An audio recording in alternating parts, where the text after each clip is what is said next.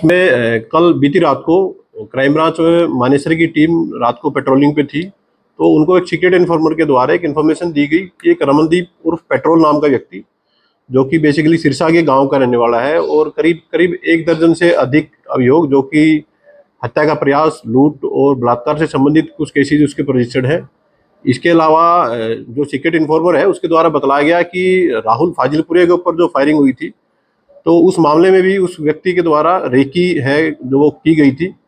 Police के द्वारा इस इंफॉर्मेशन के बेस पर मानेसर से पचगांव की तरफ में जाकर के और इंफॉर्मेशन को वेरीफाई करते हुए चेकिंग स्टार्ट की गई और एक नाका वहां लगाया गया। तो जो इन्फॉर्मर के बताए अनुसार एक बाइक पर एक व्यक्ति करीब रात को 1-1:30 बजे के आसपास में आता हुआ दिखाई दिया।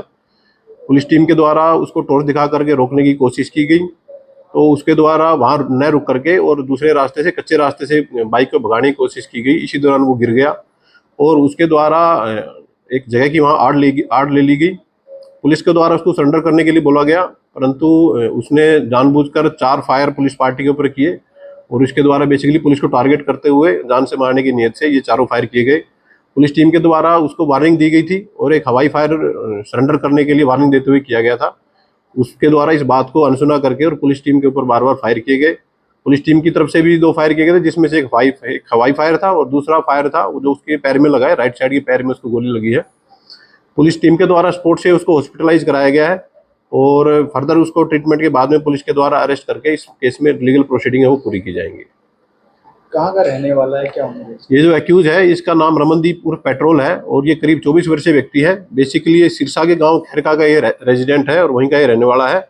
फिलहाल तक की जो पुलिस के पास जानकारी है उसमें पाया गया है कि इसके द्वारा फाजिलपुरिया फायरिंग केस में रेकी की गई थी कई बार, और इसके अलावा करीब 1 दर्जन से अधिक इसके ऊपर केसेज हैं, जिनमें से ज़्यादातर केसेज में भगोड़ा है और कुछ केसेज में जिनसे जमानत पर है उसमें भी इसके द्वारा बेल जम की गई है और दोबारा ये कोर्ट में पेश नहीं हुआ। कितनी गोलियां चलाई गई और पुलिस ने कितनी? जो एक्यूज है, एक्यूज के द्वारा कुल मिलाकर 4 राउंड फायर किए गए हैं पुलिस के ऊपर।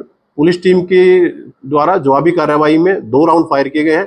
2 राउंड में से एक जो फायर था वो हवाई फायर था, जो कि इसको वार्निंग देने के लिए किया गया था। दूसरा जो फायर है उसको टारगेट करके, उसके पैर को टारगेट करके किया गया था, जो कि उसके पैर में एक गोली है वो लगी हुई है। वेपन कौन सा है? अभी पुलिस के द्वारा स्पोर्ट से कुल मिलाकर के 6 राउंड पुलिस के द्वारा रिकवर किए गए हैं। 6 में से 4 राउंड एक्यूज द्वारा फायर किए गए, 2 पुलिस टीम के द्वारा। पुलिस टीम के द्वारा स्पोर्ट से इसके द्वारा जो वेपन यूज किया गया था वो पुलिस टीम के द्वारा रिकवर इस मामले में कर लिया गया है। तो इससे पहले एक रेकी करने वाला पकड़ा था, ये दोनों साथ ही थे, ये अलग अलग समय में? देखिए, अभी एक डीप इंटरोगेशन उस केस में पुलिस के द्वारा की जा रही है और इसको ट्रीटमेंट के बाद में पुलिस के द्वारा अरेस्ट करके फर्दर इसकी पुलिस कस्टडी पुलिस के द्वारा ली जाएगी और इंटरोगेशन के दौरान जैसे जैसे फैक्ट पुलिस को बताएगा उसके अकॉर्डिंग फर्दर पुलिस की इन्वेस्टिगेशन इस केस में वो जारी रहेगी। कहाँ जा रहा था ये?